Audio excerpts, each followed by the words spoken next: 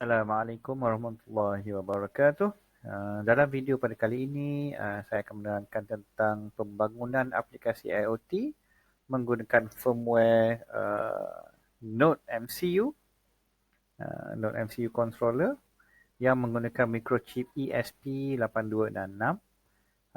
Kemudian kita akan hubungkan Node MCU ni kepada platform Blink melalui internet. Secara ringkasnya, IoT adalah satu aplikasi yang menggabungkan pelbagai machines dan peralatan atau devices. Di mana mesin ni dia dapat berkomunikasi antara satu sama lain bagi membolehkan mereka membantu kita manusia untuk hidup dengan lebih efisien, produktif dan selamat. Terdapat berbagai low-cost firmware yang terdapat di pasaran yang dapat digunakan bagi membangunkan aplikasi IoT ni. Kebanyakan firmware IoT ni menggunakan microchip ESP8266 yang merupakan antara Wi-Fi microchip yang banyak digunakan dalam pelbagai IoT firmware. ESP8266 microchip ni dia support TCP/IP protocol. Jadi sebab itulah dia merupakan microchip pilihan sebab senang untuk kita gunakan. Sebagai contoh, kita ada pelbagai firmware kat sini. Contohnya Adafruit Featherhuzah. Adafruit merupakan salah satu pengeluar yang sensors ataupun electronic devices yang terkenal lah. Begitu juga dengan SparkFun, juga sebuah pengeluar yang terkenal juga. SparkFun, dia punya ESP8266 modul dia dipanggil SparkFun ESP8266 Ting. Manakala Neuron Smart Wi-Fi, ini adalah keluaran daripada India. Dan Wemos D1 Mini, ini juga adalah keluaran daripada China. Manakala kita juga ada Arduino module. Kalau kita nak gunakan ESP8266 Wi-Fi microchip bersama dengan Arduino board yang lain, sama ada Uno, Mega, atau apa saja, Nano, atau apa saja Arduino board, kita boleh tambah Arduino module Wi-Fi, iaitu Arduino module untuk ESP8266. Tapi yang akan kita gunakan dalam tutorial pembangunan aplikasi IoT pada kali ini adalah firmware yang dipanggil Node MCU. Node MCU ni merupakan antara firmware yang paling banyak digunakan dalam pelbagai platform IoT. Ia juga sangat murah dan mudah untuk kita dapati, untuk kita beli. Pada masa sekarang ni harga dia lebih kurang dalam RM20 sahaja.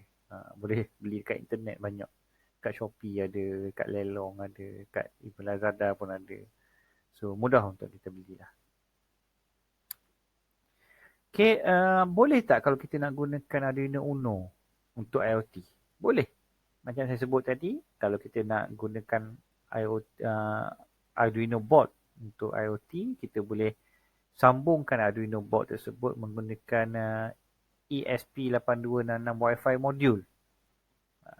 Tak bukan Uno sajalah, apa saja Arduino board, sama ada Uno ke, Mega ke, atau apa saja board yang lain Nano. Just sambungkan dia dengan modul ESP8266 dan kita boleh gunakan board tersebut untuk melaksanakan aplikasi IoT. So kat sini kita ada contoh sambungan bagaimana Arduino Uno boleh disambungkan dengan ESP8266 modul untuk Arduino. Once kita dah sambungkan dengan modul ESP8266, maka Uno kita dah boleh communicate dengan internet. Once boleh communicate dengan internet, so segala bacaan sensor ataupun segala output boleh dihantar ataupun dikawal melalui sebarang device dalam internet, sama ada kita nak control daripada handset kita, handphone kita, ataupun control daripada komputer, boleh. Ataupun kita nak buat supaya kita punya sensor boleh hantar reading kepada device yang lain, supaya device yang lain boleh buat response. Boleh, tak ada masalah. Hanya gunakan ESP8266 Wi-Fi module. Okay, Node MCU ni merupakan all-in-one open source firmware and development kit yang dapat bantu kita untuk membangunkan prototype ataupun aplikasi IoT dengan pantas. Kenapa kita pilih Node MCU? Kerana mudah lah. Sebab segalanya ada dalam satu board. Kalau kita nak gunakan Arduino, Uno ke, Mega ke, Nano ke apa ke, maka kita kena buat penyambungan dengan modul ESP8266. Tapi kalau kita guna Node MCU ni mudah sebab everything dia dah integrated dalam satu board sahaja. Ini merupakan penerangan kepada segala pin yang ada pada Node MCU.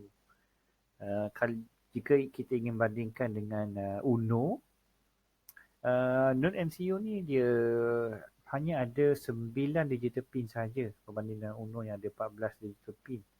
Analog pin pun dia ada satu je berbanding dengan Uno ada 6 analog pin. Of course lah sebab saiz dia kecil. Okay. Tapi yang paling penting Node MCU ni dia dah ada Wi-Fi module yang tersedia ready di atas board tu. Uno tak ada Wi-Fi module. Kena tambah dengan modul tambahan. Baik, untuk membolehkan kita menggunakan Node MCU, ada 4 perkara yang akan kita buat dalam tutorial ini. Yang pertama, kita kena menambah compatibility ESP8266 ke dalam Arduino Cache. Sebab Arduino Cache ni asalnya dia tak compatible dengan ESP8266. So kita kena tambahkan compatibility tu agar Arduino Cache ni boleh recognize ESP8266 Node MCU. Begitu juga dengan board manager setup untuk membolehkan kita menghubungkan cache dengan port di Node MCU. Kita perlu setup board manager yang baru. By default dia tak ada Arduino Cache, dia tak ada ESP8266 board ataupun Node MCU. So kita tambah dalam board management dia.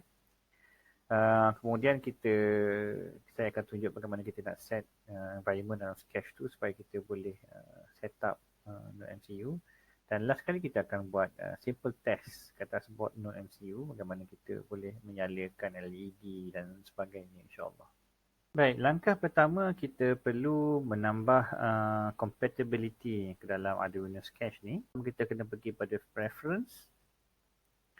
Dan di bawah ni additional board manager URL, kita perlu masukkan yang alamat kepada Arduino ESP8266 package, JSON package. So boleh dapatkan link ni daripada slide yang telah saya sediakan, and then pastekan link ni dekat additional board ni, and then press OK. Yang kedua, kita perlu pergi kepada tools and then pergi kepada board. Kalau kita lihat dekat board ni, dia tak ada Node MCU ataupun ESP8266. Jadi kita kena tambah, pergi ke board manager and then kita kena search for ESP8266. ESP8266 by ESP8266 community yang ni. Okay, kita kena pilih latest version yang paling latest sekali, 2.7.1 buat masa ni, dan tekan butang install. Lepas dah selesai install, tekan close. Kemudian pergi balik kepada tools. By this time, sepatutnya kita dah dapat pilihan sama ada Arduino ataupun ESP board. So kita pergi pilih ESP board dan kita pilih Node MCU. Okay, so kita pilih Node MCU 12E module 1.0 yang terkini lah, 1.0. Kemudian kita pergi semula dekat tools dan kita pilih COM. Kat sini keluar satu COM sahaja yang ada, so saya pilih COM3.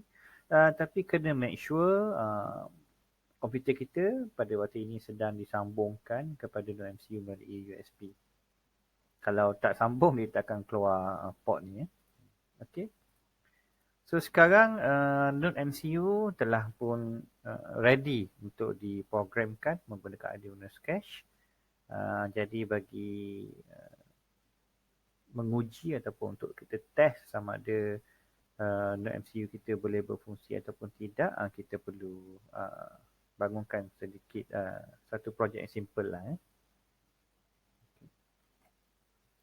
Jadi untuk menguji sama ada setup Node MCU kita pada komputer dan juga cache ini berfungsi dengan baik, jadi kita akan cuba bangunkan satu projek simple, simple blink ataupun sebenarnya ini adalah traffic light LED. Kita nak gunakan 3 jenis LED, merah, kuning dan hijau, dan kita nak supaya LED ni bergilir-gilir kelip lah daripada merah, kuning dan hijau, dan dia akan repeat dalam satu loop lah. Okay. Kod yang telah saya tulis dalam Arduino Sketch. Jadi seperti biasa, lepas kita dah siap tulis kod, kita perlu uploadkan kod ini ke dalam board Node MCU. Sebelum kita upload, macam biasa kita kena pastikan board adalah Node MCU dan juga port adalah bersambung dengan port Node MCU. Jika board dan port dah okey, maka kita tekan butang upload. Jadi alhamdulillah, inilah hasilnya. LED merah, kuning dan hijau bergilir-gilir menyala. Hijau nyala tapi dia nyalaan dia tak berapa terang. Alhamdulillah, kod yang kita upload ke dalam Node MCU berjaya menjalankan tugas sebagaimana yang kita arahkan. Seterusnya kita nak cuba pula sambungkan kita punya Node MCU kepada Wi-Fi kita supaya Node MCU boleh berhubung melalui internet. Dan outputnya kita akan lihat dalam serial monitor. Baik, ini adalah coding yang telah saya bangunkan bagi menghubungkan Node MCU ke Wi-Fi network di rumah saya lah. Jadi SSID ni kita perlu masukkan SSID Wi-Fi point ataupun nama Wi-Fi lah. Manakala password ni kita perlukan masukkan password ataupun key dia.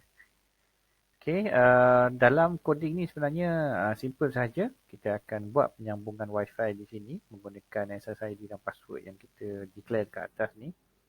And then dia akan cuba buat status connection.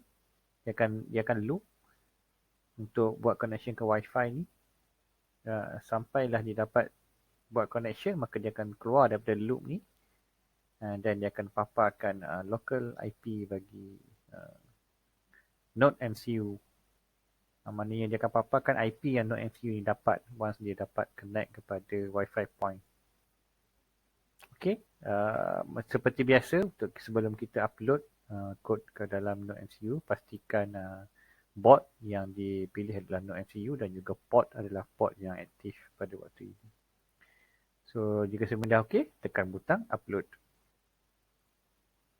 Once upload dah okey, kita boleh lihat hasilnya melalui serial monitor. So, tekan serial monitor. Okey, lepas kita buka serial monitor, kita akan dapat lihat